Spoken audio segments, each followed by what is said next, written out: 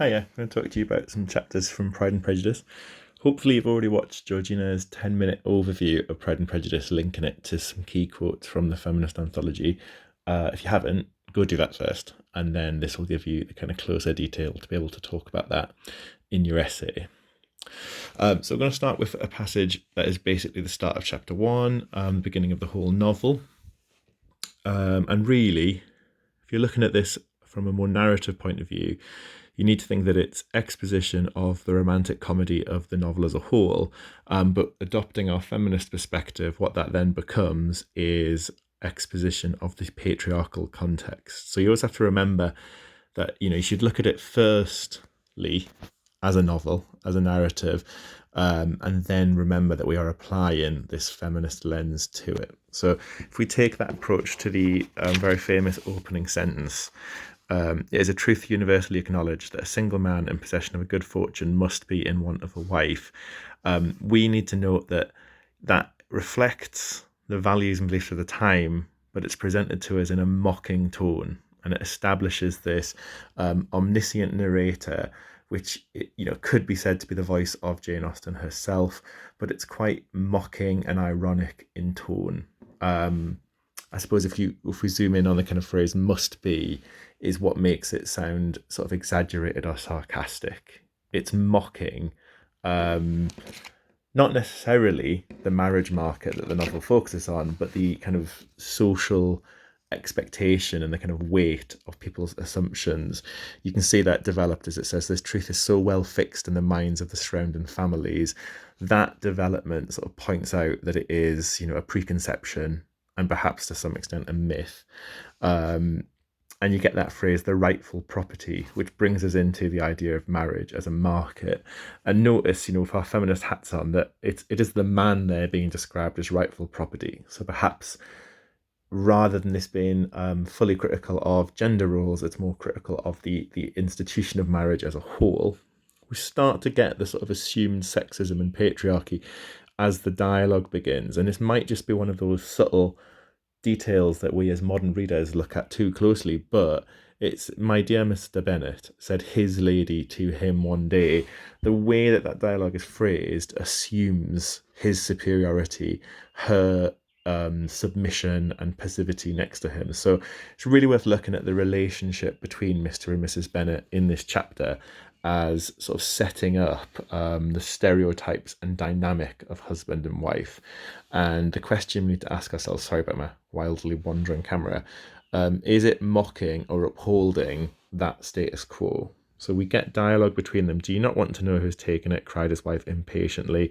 And then him sort of like teasing and mocking in his reactions. What exactly are we laughing at?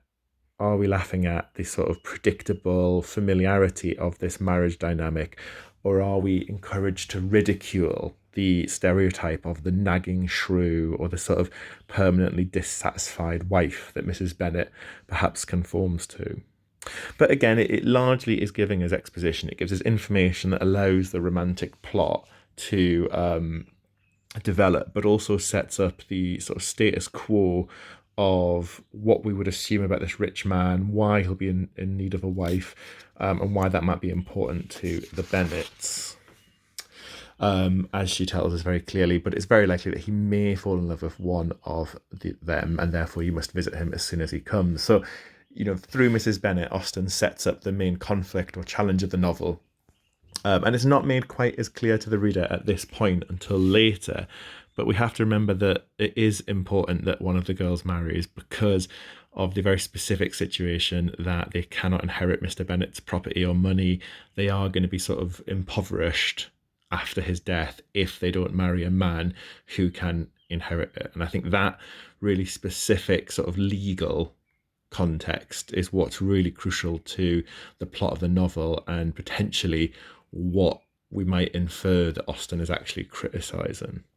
We get a bit more mockery of Mrs. Bennet. In his sort of teasing of her, he says, "For you're as handsome as any of them, Mr. Bingley may like you the best of the party." We could see that as quite innocent sort of flirtation between husband and wife, but it does seem to mock the character of Mrs. Bennet and encourage us to laugh at her. Is that Jane Austen kind of giving in to a certain misogyny around her, or is she really mocking the conventions and the norms that Mrs. Bennet actually represents? So Mrs. Bennet kind of becomes the voice of the conventional early 18th century society. But consider your daughters, only think what an establishment would be for one of them. And Austen is sort of pointing out to us the limitations of female experience, because marriage is the only thing that can get them any success or place in society, an establishment. Then we begin to set up the protagonist.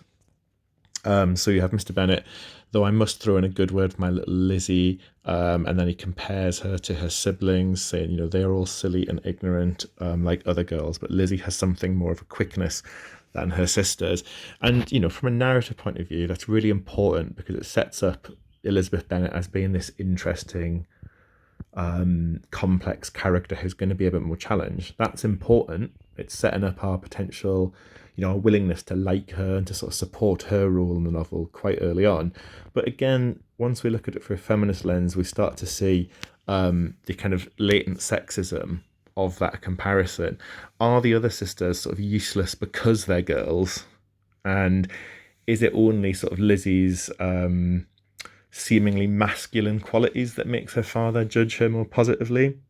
And it links to some, what an idea that's discussed in sort of more modern feminism as the cool girl, and an idea that a girl or a woman is celebrated for being different, but at the expense of other girls. The other girls are all silly fantasists and ignorant, but she is different, and therefore she is interesting. So rather than that being a necessarily feminist thing, it's actually more notable in the way it sort of degrades or ridicules the other women in the novel. And, in that pattern, you have Mrs. Bennet's reaction pointing at her poor nerves. So it's more female stereotyping. Mrs. Bennet is linked to the sort of hysteria and the idea of women as less stable than men. And then the sort of final long paragraph of that chapter 1 passage really just gives us a contrasting characterization of Mr. and Mrs. Bennet that establishes them for the rest of the novel.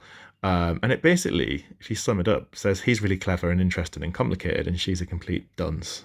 And again, we are invited to question, is that simply Austen sort of going along with the norm? Is she submitting to quite misogynistic ideas around her?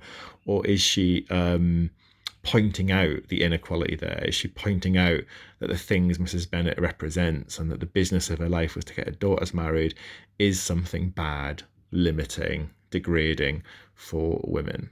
So, in terms of the novel as a whole, do you feel Austen is delivering a sort of biting social satire, or does she succumb to lazy stereotyping in order to create comedy?